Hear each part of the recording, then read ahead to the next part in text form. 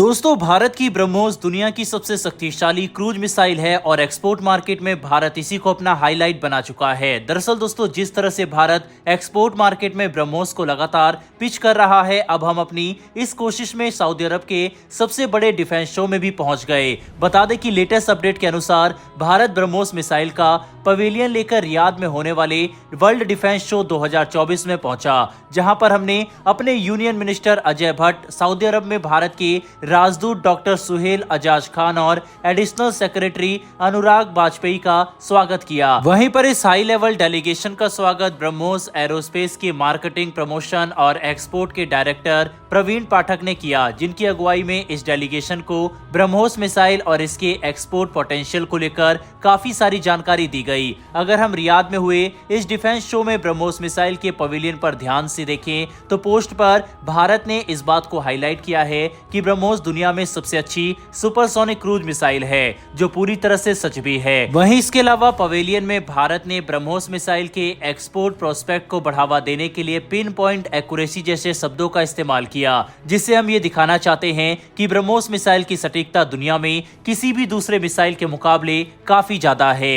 दोस्तों, ब्रह्मोस मिसाइल पहले सिर्फ 290 किलोमीटर की दूरी तक ही हमला कर सकती थी, लेकिन अब इसकी टेक्नोलॉजी में भारत ने इतने एडवांसमेंट कर दिए हैं कि ये मिसाइल न सिर्फ पहले से ज्यादा खतरनाक और सटीक है, बल्कि 800 किलोमीटर से भी ज्यादा दूरी तक हमला कर सकती है। सऊदी अरब की राजधानी में हुआ यह इवेंट ब्रह्मोस मिसाइल के एक्सपोर्ट पोटेंशियल को काफी ज्यादा बढ़ावा देगा। हाल ही में हमने फिलीपींस को ब्रह्मोस मिसाइल के ग्राउंड सिस्टम की डिलीवरी शुरू कर दी और बहुत जल्द ही भारत ब्रह्मोस मिसाइल भी फिलीपींस के हाथों में सौंप देगा।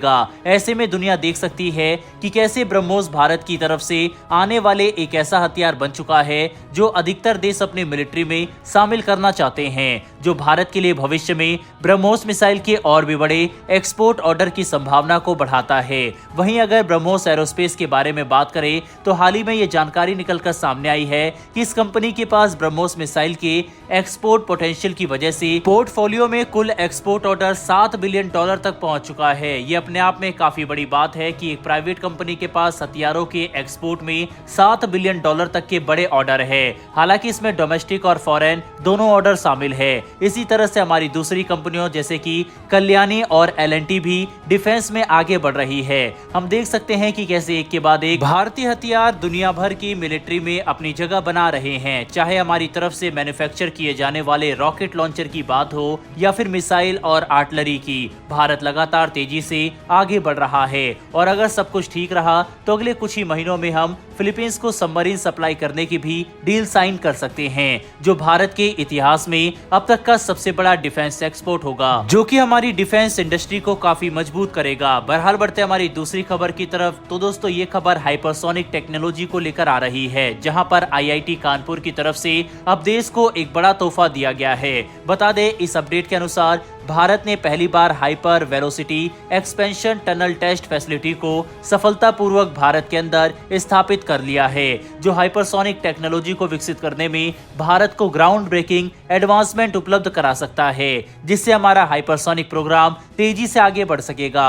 बता दें कि 24 मीटर लंबी ये फैसिलिटी इतनी एडवांस है कि इसमें हाइपरसोनिक टेस्ट के दौरान हम 3 किलोमीटर प्रति सेकंड से लेकर 10 किलोमीटर प्रति सेकंड तक की रफ्तार को सिमुलेट कर सकते हैं और इसके इस्तेमाल से हम हमारे हाइपरसोनिक टेक्नोलॉजी के परीक्षण को स्वदेशी रूप से ही कर सकेंगे, जिससे बाहर टेस्टिंग का खर्चा बचेगा और हमारे पास खुद की फैसिलिटी होने की वजह से हम डाटा को अपने हिसाब से एनालाइज कर पाएंगे, जो हमारे लिए हाइपरसोनिक टेक्नोलॉजी में महारत हासिल करने में मदद करेगा। ये खबर एक ऐसे समय पर सामने आई जब ब्रह्मोस मिसाइल के हाइपरसोनिक वर्जन को लेकर काम अटक चुका है। बता दें कि जॉइंट वेंचर के तहत भारत को रूस के साथ मिलकर हाइपरसोनिक ब्रह्मोस मिसाइल का डेवलपमेंट करना था, लेकिन पिछले 2 साल से इसमें कोई भी बड़ी डेवलपमेंट देखने को नहीं मिली। ऊपर से हमारे राष्ट्रीय सुरक्षा सलाहकार अजीत डोवल सर के खुद रूस के साथ इस मामले पर मीटिंग करने के बावजूद भी हाइपरसोनिक ब्रह्मोस प्रोग्राम में खास विकास नहीं हुआ, जो कि ये बात साफ करता है कि हाइपरसोनिक टेक्नोलॉजी के क्षेत्र में भारत को अकेले ही आगे बढ़ना पड़ेगा और अगर भविष्य में रूस की तरफ से हमें समर्थन मिलता है तो ये हमारे लिए बोनस होगा। लेकिन फिलहाल चीन की तरक्की तरक्की देखकर हमें खुद ही इस टेक्नोलॉजी में इन्वेस्टमेंट करने की जरूरत है, क्योंकि भविष्य में हाइपरसोनिक मिसाइल को रोकने की क्षमता किसी भी एग्जिस्टिंग एयर डिफेंस सिस्टम में नहीं होगी। इसीलिए ये किसी युद्ध के दौरान निर्णायक साबित होगा, जिस कारण भारत को इस टेक्नोलॉजी में निवेश करना ही होगा। इसीलिए IIT कानपुर की तरफ से ये फैसिलिटी बनाना भारत के लिए काफी मददगार साबित होगा। वैसे दोस्तों, आपके हिसाब से क्या भारत को हाइपरसोनिक टेक्नोलॉजी के क्षेत्र में अकेले ही काम करना चाहिए या फिर दूसरे देशों से मदद लेनी चाहिए? अपनी राय कमेंट बॉक्स में लिखकर जरूर बताइएगा। साथ ही इन्फॉर्मेशन और वीडियो पसंद आई हो तो वीडियो को लाइक करके हमारी आने वाली डेली डिफेंस से जुड़ी ऐसी वीडियो के लिए चैनल को सब्सक्राइब कर बेल नोटिफिकेशन अवश्य दबा लें। फिर मिलेंगे ऐसी एक नई वीडियो के साथ। धन्यवाद। जय हिंद।